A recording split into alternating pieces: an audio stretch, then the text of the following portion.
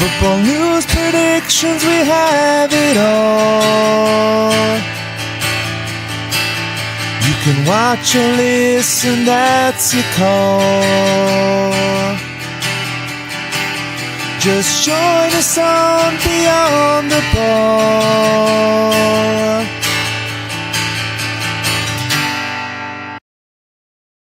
Hello everyone and welcome to Beyond the Ball. You're looking at a very happy Colly and a very happy Big Paddy. Paddy, what's going on? We are back with a bang. First time we've scored over 4 goals or 4 or more goals in over 3 years or something. Jesus. Is that a real fact or is that made up? Eric Ten Hag never won a game by 4 or more. Oh my God, that's outrageous. I didn't actually know that. As you can tell by the name of this podcast, I did not name it. I gave Paddy free reign from last week to name the podcast for this week. And I put him on the spot because he forgot about it. And I put him on it 5 minutes before we went on here. And he started panicking. And that was the best he could come up with. And I think it's good because let's talk about it now, okay? He's only in the door. And he's nearly caught up with Chelsea. And Pep hasn't won in 7 games, so he's shit. So yeah, that's fair enough. Haven't nearly caught up with Chelsea, but whatever. How many points behind us? I don't fucking know. He can't be asking me questions. I don't have the league table ready. I'm gonna get ready. This is what you get for asking me for the fucking title of the pod just 2 minutes before we come on. Oh, fuck you. We are 6 points ahead of you still. Nothing. So massive gap. I said a few weeks ago on Twitter that United would be in the top 4 by the new year, and I stand by it. Fair enough. Paddy, we're going to be looking at the fantasy football. We're going to be looking at the scores or the games that have just gone, the great results for Chelsea and Man United. And then we're going to be giving our score predictions. We have a double score prediction week. So we have Tuesdays, which is a load of games tomorrow and today and Thursday. And then we've got weekend fixtures as well. So, Paddy, we're jumping in. What? Hold on. Give me a fucking minute, will you? Oh. Before we go into the next section, I know you're a bit of a Grinch, so I'd like to wish all of our listeners, viewers, a very happy Christmas period. As you can see, I'm getting all festive up. I couldn't get a better hat than this. It looks a bit odd. I know my head stuck down Sandy's trousers. Sounds a bit wrong. It's weird, isn't it? Yeah, for our audio listeners, I don't actually have my head. Well, I do actually have my head in Sandy's trousers. Yeah, it's a bit weird. But it's okay. It fits well. Yeah, it fits well, but it's still weird because you still got your head in Sandy's trousers. Yeah, and I like it. You know. So yeah, happy Christmas to everybody. We hope you have a fucking great Christmas. We will be. I don't know why we're doing it now because we're going to be there like fucking right up to Christmas all anyway. The time now. Christmas has started. Christmas has started. That's a fair point. For me, Christmas starts on the 1st of November every year. So I hate Halloween. Once we get rid of Halloween, then we're good to go. So, Paddy, I hate Halloween. What do you hate? I hate Halloween. I fucking hate it. I don't know why. I just hate it. I hate the fireworks. I think they're stupid. There's no point. They're stupid. All right, Roy Keane. I know. As I said it there, I realised I fucking sound like Roy Keane. But they are the most pointless things in the world. Fucking fireworks. Like, just don't get them. But anyway, we're jumping in, Paddy, to the football review.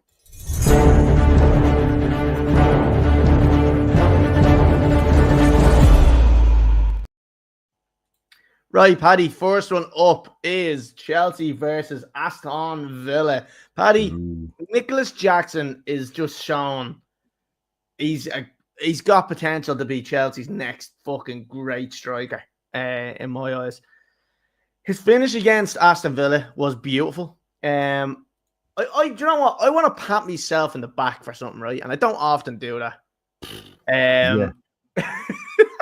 But do you remember we had Chilwell at left back and we had Cucurella at left back and everybody had a horn for Chilwell? And I held my hands up and I said, I'm not going to lie, I prefer Cucurella. And I fought many battles online. I said that I'm a bigger fan of Cucurella. I think he's more aggressive and he's better going forward. And the goal that we scored... You backed the player that won the last international major trophy. Well before that. Well before that. Well before that, I was backing him. He was the creator of this goal, right? Goes and wins the tackle. Goes to the corner with the ball. Crosses it in. Nicholas Jackson, left foot. Beautiful finish. Unbelievable. Then we have Enzo Fernandez, who I was very harsh on this season. Rightly so. But now he's starting to show a bit of fucking a bit of promise. Like he's moving the ball, he's getting forward a bit. But do you know what's great is that he played Lavia and he played Caicedo there. Caicedo has been fucking unbelievable for us over the last couple of months. And he's freeing up Enzo so much when he goes to that forward position. And it's great to see. Enzo scored 2 goals in his last 2 games. Beautiful. I'm loving it. I criticised him. Now I'm being proven wrong. And that's what I'd love to see. Cole Palmer, people were saying he's not in form. The chap is fucking, if he's not in form, he's scoring fucking screamers for 25 yards. Do you know what I mean? Like, that's the type of player we want. Give me a player that's not in form that's going to score from 25 yards. Happy days. Lovely. Chelsea played unbelievable this game. Even at defensively, Sanchez even had a good game. He was fucking passing like he was Manuel Neuer. There was some beautiful stuff from Chelsea, and I think we're going to win the league. Confidence is just building, isn't it? Yeah, it is. It is. It really is. And it's great to see because last year it just looked like we were lacking it at the start of the season. And then we could see ourselves growing, everybody getting to know each other.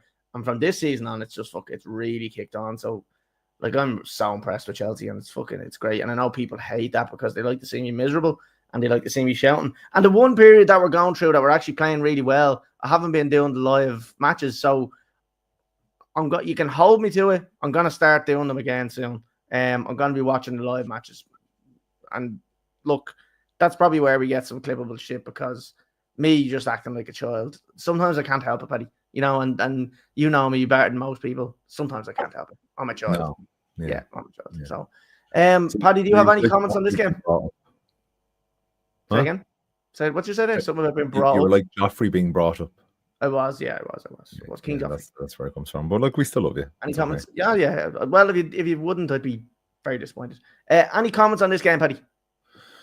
Well, we will be going to the fantasy football later, but for Cole Palmer and Nicholas Jackson to be doing so well, it was very good for me considering I started the weekend with Jackson on the bench and Palmer as my vice captain, but something happened and I won't mention it now because we can talk about it during the fantasy football. But yeah, I'm very pleased with both of their performances and very impressed with Chelsea against a strong Aston Villa side.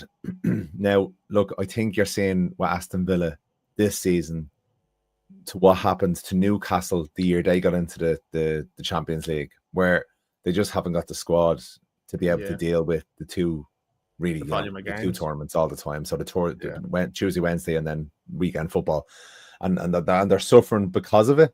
But look, at the end of the day, you still have to be who's in front of you, and Chelsea done it really convincingly.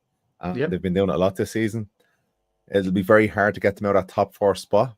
I think looking at the next couple of seasons, it's going to be so competitive. There's going to be 4 or 5 teams, I think, that are going to be able to battle it out for the top position.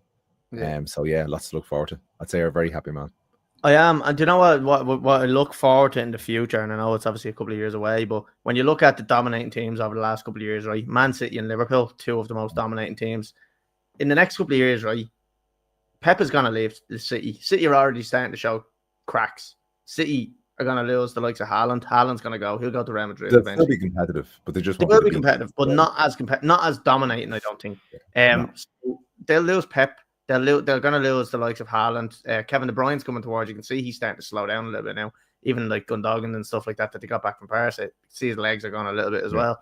But then when we look at Liverpool, Mo Salah's gone. Van Dijk's gone. Trent could potentially be gone. So they're 3 massive players. Alisson's probably going to go. Like, they're massive players for Liverpool. And anybody, and any Liverpool fan, and this is me calling out every single Liverpool fan, any of you that think that you are going to perform to the same level without any of them players are absolutely delusional, especially when you take them all out of the team. Replacing Salah, nearly impossible. Replacing Van Dijk, nearly impossible. Replacing Alisson, okay, fair enough. There is a couple of world-class goalkeepers around that you probably could get. But replacing them other 2, like Salah alone, massive loss. Like, and I know you have good players, Diaz and all that. They just don't give you the return that Salah does. And I think you'll find it very hard to replace him. So you're going to lose a lot of goals, a lot of assists. And he does, well, you can see he's been slowing down a little bit, but in terms of goals and returns, no, you can't be done. So that's why I'm excited for Chelsea, because Chelsea have a young team. They've a fresh manager in. He could be there for 6 years, 6 or 7 years. and he'll bring all them same players up forward. So I'm loving it. I'm loving what I'm saying. And Manchester this United. is the same man that was saying only a couple of weeks ago, you don't need a manager to stay a long time and all. And now you're saying, oh, imagine we had No, a you manager don't for 6 or need it. 7 But years. no, you don't need it, right? But what I did say was the ones that do have long-term managers are the most successful ones. So if you have a long-term manager, No, you didn't say that. No, you didn't.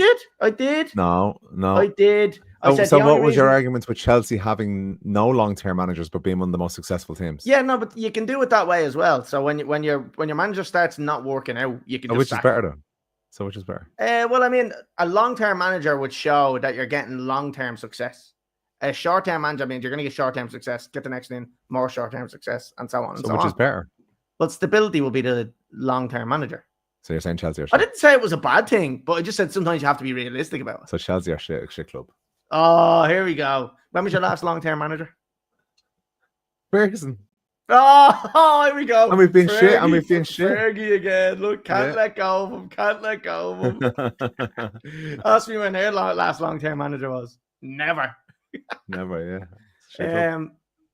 But Paddy, I'm happy. I'm a happy Chelsea fan, and I'm happy to move off this and onto Manchester United, who beat Everton 4-0. Paddy, what is your thoughts and what is your analysis on this game? Well, I suppose for any Man United fans listening, we just got a statement through there on the club that Luke Shaw's injured again. Can you believe it? Like, it's unreal. But for this game, brilliant. We started well, then we fell asleep after about 10 minutes for about 15 minutes. But as soon as we got the first goal, we absolutely and utterly controlled the whole game. It was a really, really positive performance. 2 goals from Rashford, 2 goals from Xerxes. Another couple of assists from Ahmad. He's making that right-sided position his own. For 2 of the United goals, any young footballer that wants to understand what pressing forwards are from a defensive position, watch Ahmad for 2 of United's goals. His pressing was unbelievable. And this is against an Everton side who were stingy for letting goals in, but his pressing was spectacular. For me, man of the match, even though he didn't score. But he's playing brilliantly under Amorim now. Paddy, sorry, quick one. I've heard that he's actually quite a character in the dressing room. Who? Diallo. People have come out and said he's a mad cunt. Ahmad Diallo. He's a mad cunt. So you had to explain that to me. Apologies. I know, you know it's bad when you have to explain it. Yeah, sorry. Go ahead. The blood is being cut off to my brain from this hat. It's very tight. Brilliant. The mad cunt, it was absolutely on form. Defensively, if we go through,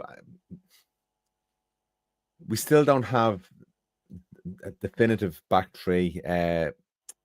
Lenny Yoro is going to play some part in the game tomorrow night against Arsenal. His first competitive start, which we'll talk about in the preview later on, I suppose. But just looking at this game, really positive performance. Scored 4, a clean sheet. Amorim's first 3 games, a draw and 2 wins. And again, as I mentioned at the start of the pod, 4 goals. To win by 4 goals in a United match is something I haven't seen in a long, long time. But something I got so used to in years gone by. So good to see a result like that.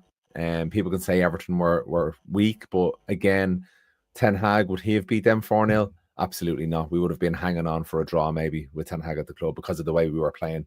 We're playing some really positive football. I just worry about, against stronger teams, that because there are still definitely gaps. They still don't get the transition to defence the way an Amorim wants to play.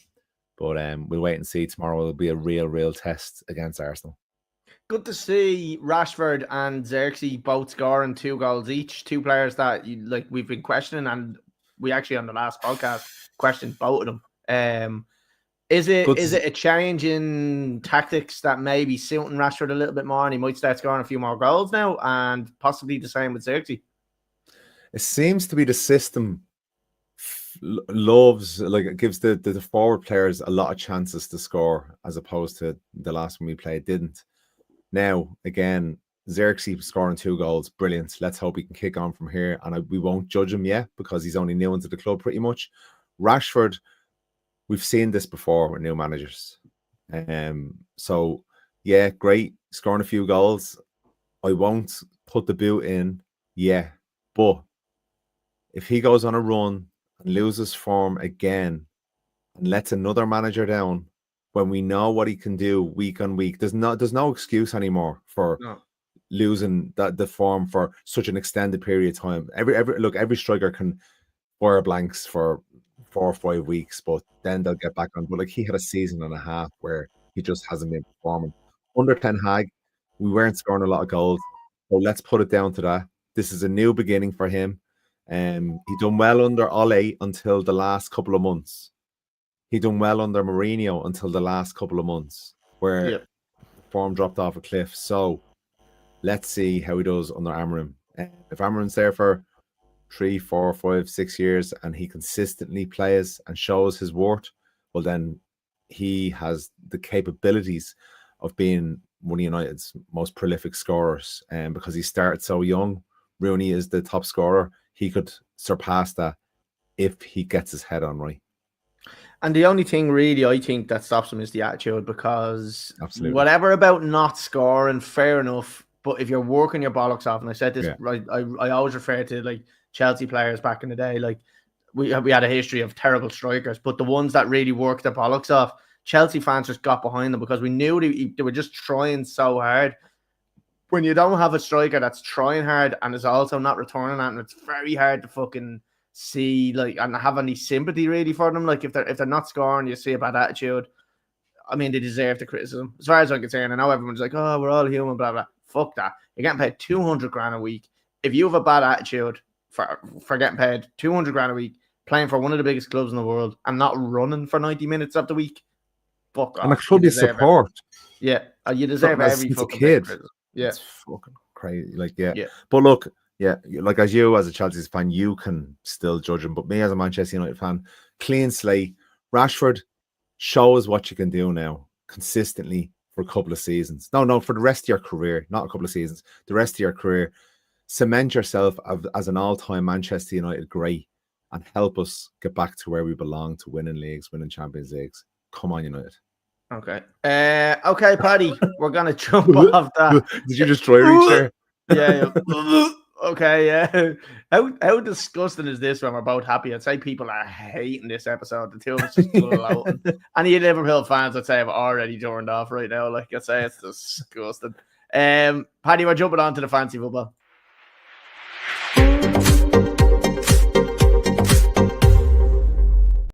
And sorry, you just mentioned Liverpool fans there, and I'd say they were just all sitting up listening and thinking to themselves, they're going to talk about the Real Madrid and the City game now. No. Fuck that. Paddy, 64 points this week. I did play the wild card. I took a gamble because I have been doing so well. 64, not bad. Yeah, it's not bad. 60 was average. So 4 above average. Look, it's not where I want to be, but I'll take it. Above average is always nothing to snub at. So I have Flecken in goal. 8 Nuri. I have him with Wolves. Got 0 points. Brought him in. Terrible. Pedro Porro thought he was going to get me a couple of points. 0 points again. Mazarawi brought him in. 1 point. Shocking. Madison, 2 points. I'm giving him one more game, and it's this week. And then if he doesn't do anything for me, I'm getting him out. And I know what's going to happen, Paddy. He's not going to do anything. And who's he playing then the following week? Chelsea. So I know what's going to happen. I'm going to take him out, and he's going to fucking score 2 or 3 goals against Chelsea. So fuck him anyway, but look, I have to stick to my guns. Saka, I brought in 18 points. Brilliant. Salah, 13 points. Palmer, 14. Jeb Pedro, captain by mistake, by the way.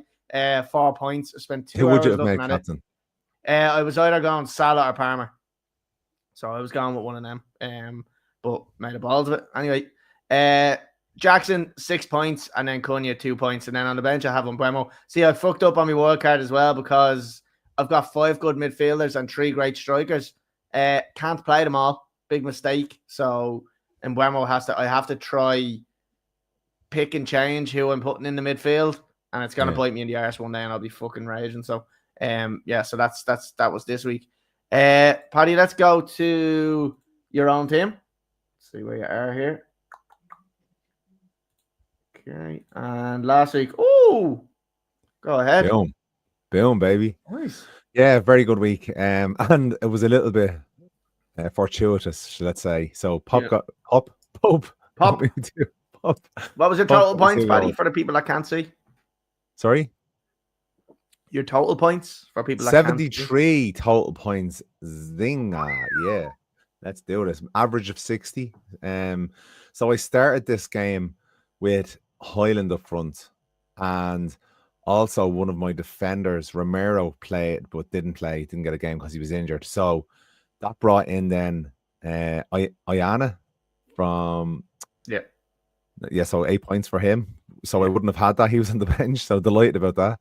And then also because Highland didn't play, he would have been my captain. So I went to my vice captain, who was Palmer, who doubled up in 28, which was a superb result. So what you're saying is you're a jammy fucker. Most solid, exactly, very jammy. Yeah, you make your own look. And then Ahmed, I brought in 11 points. Madison 2, not great. Garnacho 1, and Nicholas Jackson, because Nicholas Jackson was on the bench as well, actually, and he came in because of someone else that was injured. Jesus Christ. Solanke didn't play, so he came in for Solanke. So yeah, good points there. So yeah, good. So as you can see, like decent team, probably could change 1 or 2 of my defenders, and then we'll look when that strike force are playing or aren't injured. Like it's a strong squad altogether.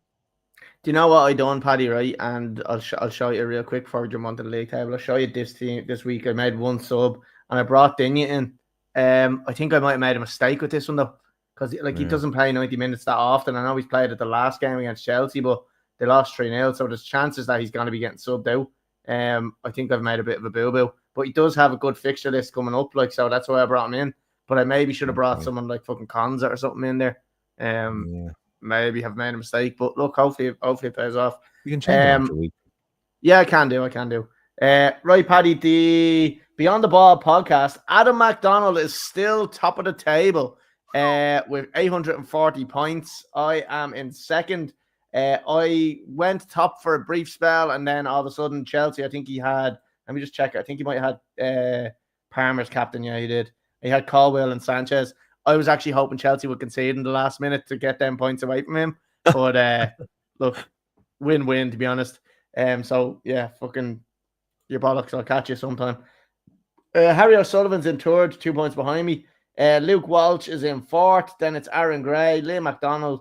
I wonder if Liam and Adam brothers. I'd imagine they are. Keane Costello's in seventh. Waters in eighth. Niall Gain, and then Chris Gernon, who is Chris from the pod, is in 10th position. So a lot there. Paddy, you are in 36th position down with the peasants. Kieran Lappin is in last place now with 535. Boris is in second last, and Robert Lynn is in third last. So still out to play for. Let's have a look at our who won November to see who won it. And it is Water. Go on the Water. No way. Yeah, Water has won the monthly, so I'll be sending Water a €20 win. Who else is close to him? He ran away with it. 109 points he got last week. Unbelievable week for him. Wow. I'm actually just going to click into it just to see who he had, because he had Gabrielle in defense. He had Dallo. He had Aina. He had Saka as captain. That was a big one. Palmer. He had Salah. He'd Wisa. He'd Jackson. He'd fucking Diaz on the bench if he needed him with 6 points. He had fucking everybody. Jesus. So fair play to Water. He's been catching me for a while. So that's it, Paddy. That is the fancy football for the week. Congratulations to Water. Like I said, the €20 will be getting sent to him. And we're going to jump on to the football predictions.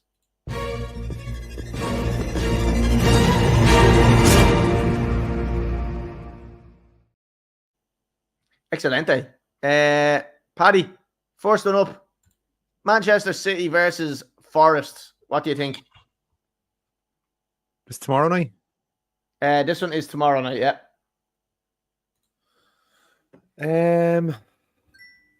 Jesus. I'm gonna go for a City win. City have to get back on the score sheet here. Go back on the winning ways, really. Can it go away against a Forest side who have been doing very well this season? Don't think so. I don't see it. I see them having to get a win eventually. So I'm gonna go for City 2-1 and Highland to score. Okay. Highland or Haaland? Haaland even. Sorry. You just got Highland. You've got United on the brain. Yeah, I kind of agree. I do think City. It's one too many. I don't think they'll lose this. If they lose this, they're in serious fucking trouble. But no, I don't see them losing it. Yeah, well, I don't think so. I think he could fucking finish 7th and he wouldn't get sacked. I'm gonna go with a 2-0 win. I think they'll keep a clean sheet. I think he'll want to shore them up at the back. And then he want to get an early lead and just kind of fucking just dick around and do what Man City do, control the game and win that way. So yeah, I'm gonna go 2-0. Paddy, we're sticking on Manchester City and we're going to their weekend game against Crystal Palace away. A little bit of probably a trickier challenge, I think, although Palace aren't as good as Forest. What do you think on this one? Palace just won tonight against Ipswich 1-0 away from home. So a bit of a bounce from that. Crystal Palace can be a very difficult team to play in their ground. I'm going to actually go for a draw here. I'm going to go for a 2-2 draw. I'm going to say De Bruyne is going to get a goal. So he's going to get brought back into the squad and get a goal. Okay. I do look. I think if City go on and win against Forest, I think they'll continue now. They're going a bit of a run around the Christmas period. And I'm going to say if they win against Forest, they're going to go and win 2-1 against Palace. And I'm going to say Haaland to score because I do not have Haaland in my team anymore. So I think that's what's going to happen. Paddy, next one. Newcastle versus Liverpool. What do you think? Liverpool look unstoppable. And this used to be a real fixture.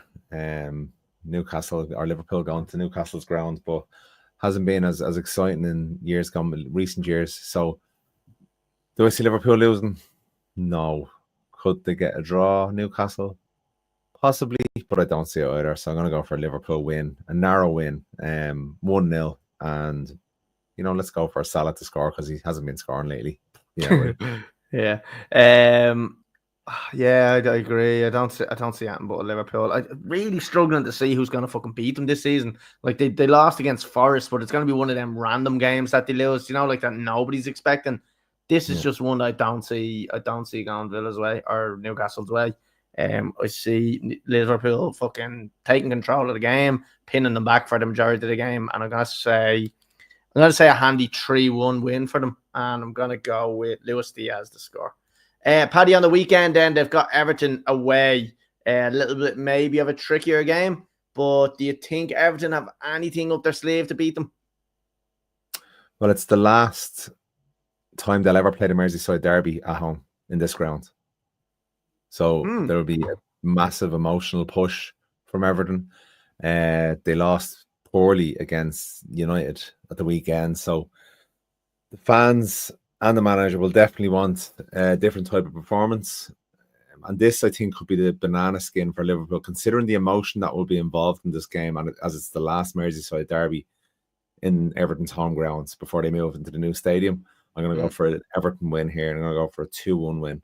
But I do think Liverpool will score first with Diaz, and then Everton will come back. Yeah, do you know what, Paddy? It's one of them things where everybody's like living on hope with Everton to beat them, and like thinks that the emotions and all that can play a part. I just think Liverpool are just too technically better than them. That's not great English, but you know what I mean. I know. I see them hammering them. I'd love to say it'd be a close game, but I just see Everton hammering them, Liverpool hammering them like 4-0 or something. So I'm going to go 4-0. I'm going to say Van Dijk to score. And just shouting it out, if there is going to be a red card, I reckon Andy Robertson's going to get it, maybe late in the game for Liverpool. Just saying. A little bit of a mad thing. So that's it, 4-0. Paddy, Bournemouth versus Spurs. What do you think? Who cares? It is true. 0-0. Like they go out and they hammer Man City 4-0 and then they fucking draw 1-1 against Fulham. Fulham, I know. Fulham should have won. I'm pretty sure I said that. I'm pretty sure, Fulham or Spurs go out, they destroy Man City. They'll draw against somebody like fucking Fulham. and they go and do Fulham looked really good, actually. I was watching the highlights. Yeah, Fulham hit the bar. Yeah. Look good. 0-0. I'm going to go 0-0. Okay. I just see, 1-0. I'm going 1-0. I'm going to say Son to score because I just I don't know what to get to Spurs. Like, Next one is Spurs and Chelsea, though. What do you think of this one? Now it becomes a bit more feistier. And this is where Spurs could put on a performance similar to what they do with City. And this is where Chelsea's bubble could be burst a little bit, which I'm thinking maybe. So I'm going to go for a Spurs win here. I'm going to go for a 3-1 win and Maddison to score. Okay. I just think we're too good for Spurs. I'm not going to lie. I think we're going to cause them serious problems going forward. Again, I live on a hope and a prayer for our defense that we don't make too many mistakes, because they do keep happening, and it's just going to be a matter of time before a clinical striker or a fast winger punishes us. Spurs are a really good pressing team. They are, and that's why I worry about it. But I still think that we'll be better going forward than they will, and I think we'll beat them. Now it'll be a tight game, but I'm going to go with a 2-1 win for Chelsea, and I'm going to go with Pedro Neto to score for Chelsea. Next one then is Southampton versus Chelsea. Paddy, I think Southampton are shit. I'm going to just say that. But is that the potential banana skin where someone could get complacent? No, I don't think so. I think Chelsea will win that.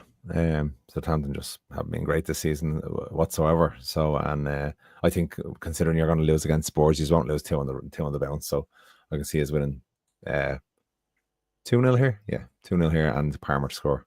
Well, I'm going to say we're going to win 2 games in a row, all right? And we're going to win 2-0 again. And it's going to be João Felix to score, because I feel like he's going to do a bit of rotation in the next couple of games because they're very close together. Next one, Fulham versus Arsenal, Paddy. What do you think here? Bit of a London derby going on here. Fulham looked decent against Spurs, but I do think Arsenal realise that this is not Arsenal's next game. Sorry, it's Manchester United, but we can look at that either way. Right, let's go on to no, let's stick with Fulham. Go on, give us Fulham, because I was trying to save Arsenal and United towards them. All right. Well, considering United are going to beat them in the game before, I think they're going to win. About the Arsenal and Man United result. So what score do you think Arsenal are going to be? I think Arsenal will beat Fulham 3-1, and Saka to score. 90% of our results are the same, because in my head I'm thinking 3-1 as well. So great minds, Colly. Great minds. I know. But I'm going to go 2-0. I have to mix it up. I'm going to go 2-0 to Arsenal, and I'm going to say Kai Havertz to score. Right, next one, Paddy, is actually. Hold on, let's get ready for this one. No, Manchester United. Line cap on. Okay. Manchester United versus Forest. I know it's not in the right order, but. Well, yeah, I think we'll beat Forest. It'll be a tough game, but we will beat them. It's going to be 2-1, and so who was played yesterday? And then tomorrow night, I think Highland will play up front, and then the next time it'll be Xerxes. So I think Xerxes will score first. Yeah, in this game. Okay. Yeah, I see us beating United, Forest, and I see it being a comfortable win. And I see Amorim starting to fucking take control of that team and really get his formation sorted and be dangerous on the press and defend quite well. So I'm going to go with a 3-0 win for United. And is this your fucking stupid, that thing you do where you're No. It'll be a handy win for United, and it's going to be 3-0, and Bruno Fernandes is going to score. Paddy, the next one and the final one of the week is Manchester United and Arsenal. What do you think is going to happen here? I'm very, very, very, very interested to see how United set up for this game.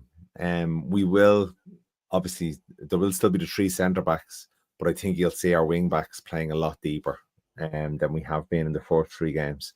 But again, I haven't seen them up against the top team yet.